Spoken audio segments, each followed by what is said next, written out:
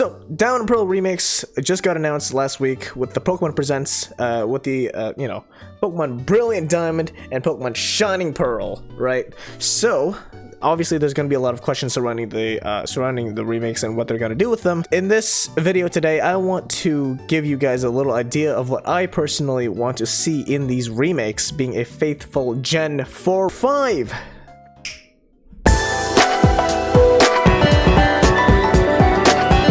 What is up, everybody? Pokesan here, and today I want to share with you all the things that I want to see in Pokemon Brilliant Diamond and Shining Pearl, because I am a huge Gen 4 fan, and seeing as that, there are a lot of things that, of course, are nitpicks, but of course, with the new generation, I'm not gonna just stick on things like the slow engine, because of course that's not gonna be a problem anymore, being on the Switch and all that. And it was just kind of decision making that they kind of fixed in Black and White. Anyways, I don't know why, but anyways.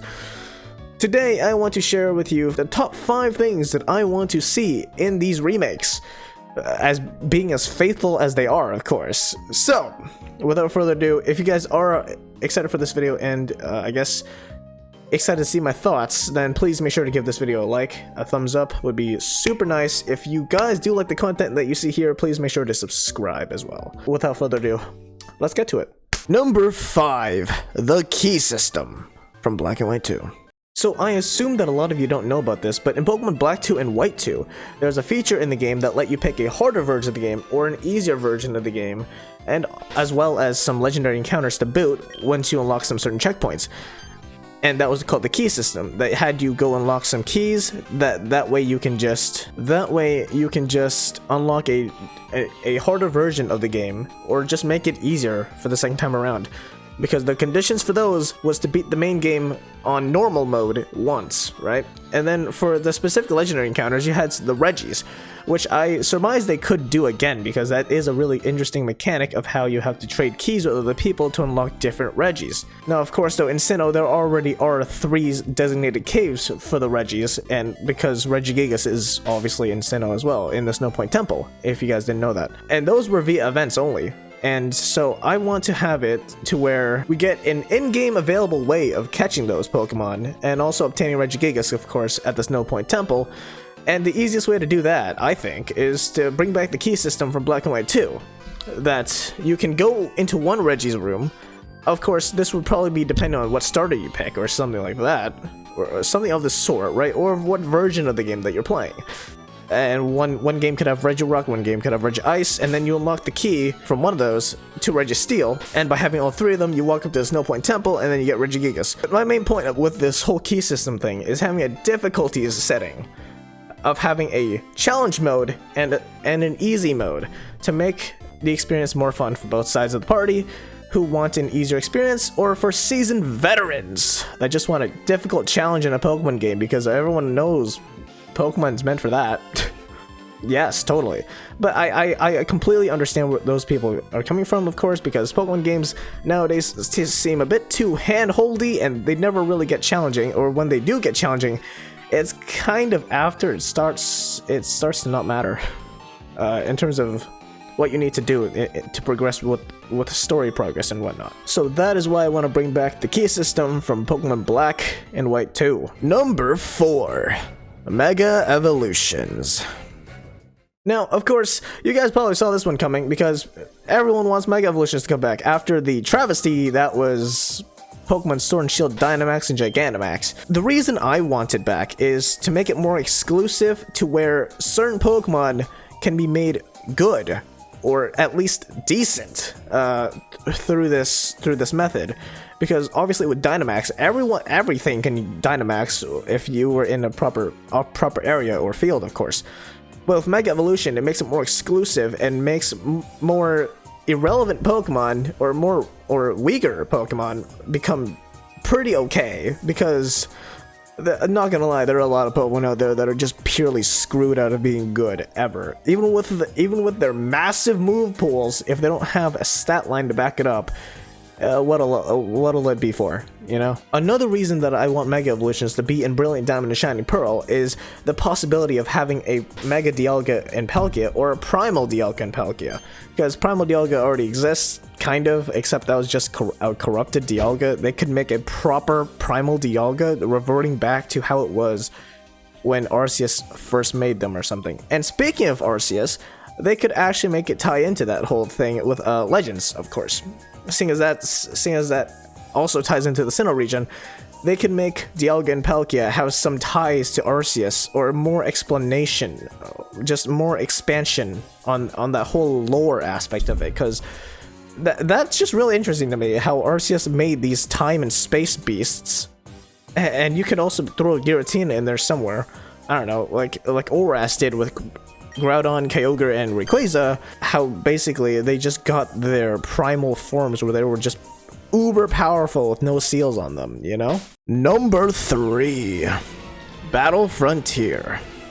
Now, this may seem like a really oversaid thing to you, right? Because a lot of people want Battle Frontier to be back, right? For good reason, I might add. Battle Frontier had a very distinct way of handling Pokemon battles and how they worked, compared to, say, Battle Tower, Battle Tree, or Battle Mason from X and Y. Battle Frontier had a lot of different ways to mix things up so that the experience would not get boring.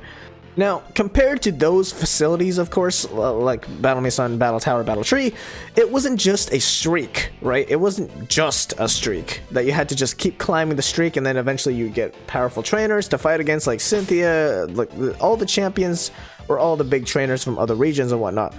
No, Battle Frontier gave you a set of conditions depending on which area you went into, of course. Now, to give an example right here, one such as the Battle Hall. Okay, yo, editor me here. I realized I was completely wrong in explaining what the hell the Battle Hall was, to be 100% precise.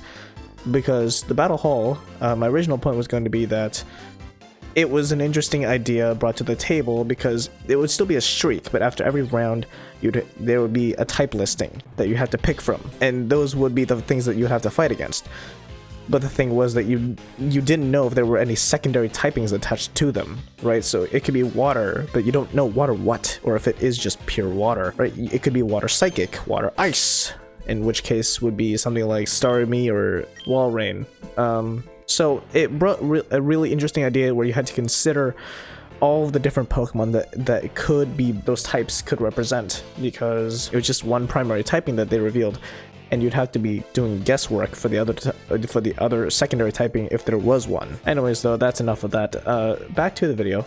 Another good example is the Battle Factory, where you had to use rental Pokemon to climb the ranks instead of your own, and the whole thing there was that you get to take one of your opponent's Pokemon after you've defeated them. But the thing is, the only information that is given to you for those Pokemon that you take from those trainers is what is given to you in the battle beforehand. So that made you think of ways to keep those Pokemon healthy so that you can actually see what moves they got and scout out what you might take from their teams.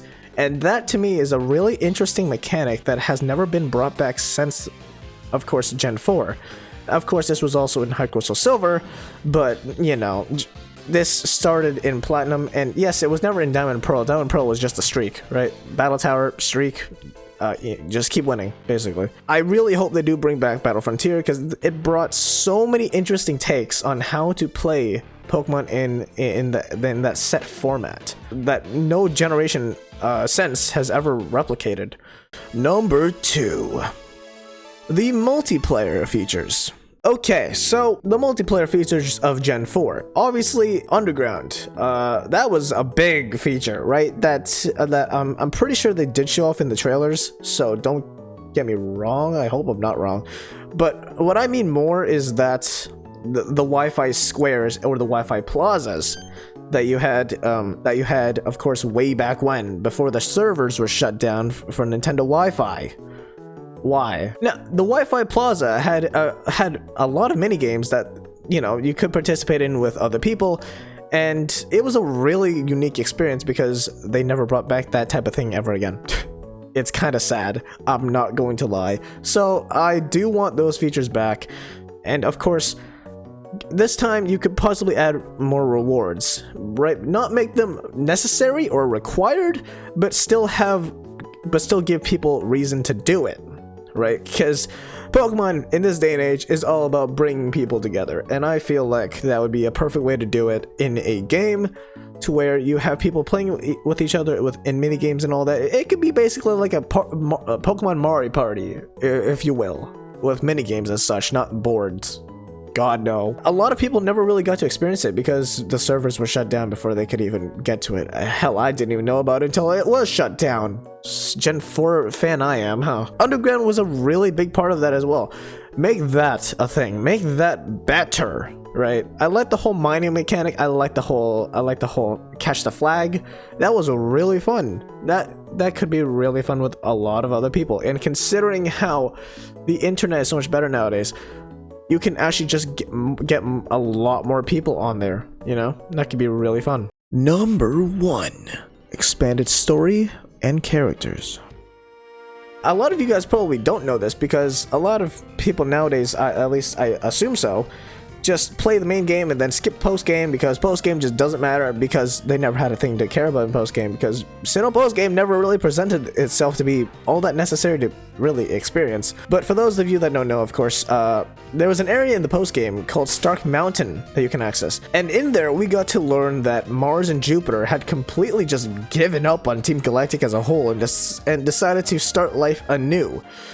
But we never see them again after that, and Sharon either, because Sharon just got caught and ended up in juvenile detention, because, woo boy, he tried to capture Heatran.